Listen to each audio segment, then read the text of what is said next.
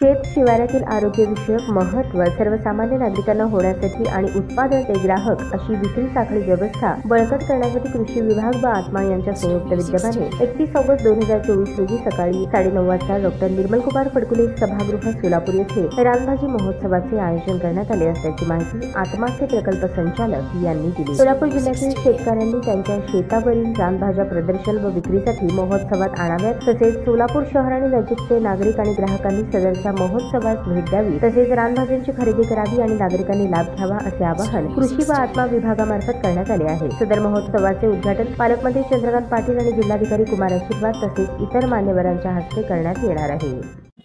आज कृष्ण जन्मनिमित्त गोकुळाष्टमी आहे।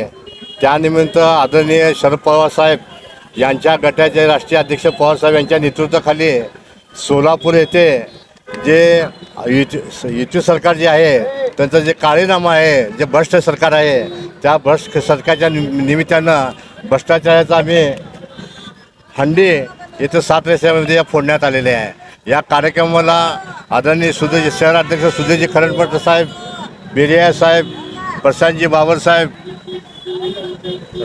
सरपंचजी चंद्रकांतजी पवार साहेब उपस्थित सगळं मान्यवर उपस्थित सगळे राष्ट्रवादीचे प्रमुख पदाधिकारी व नेतेगण आज ज्या संपूर्ण गेल्या 2.5 वर्षापासून युती सरकार या महाराष्ट्रामध्ये जे भ्रष्टाचार चालू केलेला आहे त्या निमित्तानं आज अर्थसंकल्पीय वाढते कर्ज संकट, वाढता खर्च, कमी वेतनाप्रमाणे आर्थिक विकासाची घसरण, प्रकल्प स्थलांतर, सरकारी नोकऱ्याचे संकट, समृद्धी अधोगती असे अनेक प्रश्न आम्ही सोलापूर शहरामध्ये घेऊन त्यांना उघडं करण्याचं काम आम्ही राष्ट्रवादी पवारसाहेब गटाच्या माध्यमातून केलेलं आहे। आत्ता हे भ्रष्टाचाराचे जे दहीहंडी आहे आत्ताच आमचे शहर अध्यक्ष विद्यार्थी संघटनेचे दोघांनी इथं फोडलेले आहे।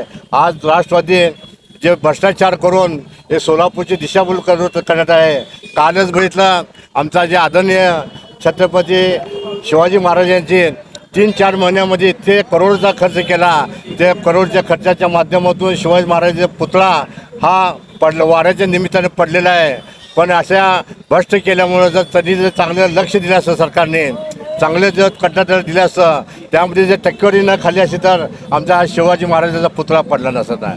परत जर बघितलं महाराष्ट्रामध्ये ठाणे जिल्ह्यामध्ये आपलं बदलापूर येथे जे शाळा आहे बीजेपीचे जे संस्थापक आहेत त्यांची जे शाळा आहेत या शाळेमध्ये 2 लहान मुलीवर बलात्कार झालेला, अन्याय अत्याचार झालेला आहे। अशाच प्रकारे या संपूर्ण महाराष्ट्रामध्ये कुठल्या ना कुठल्या शहरामध्ये, जिल्ह्यामध्ये, ग्रामीणमध्ये बलात्काराचं सिरियल चालूच आहे।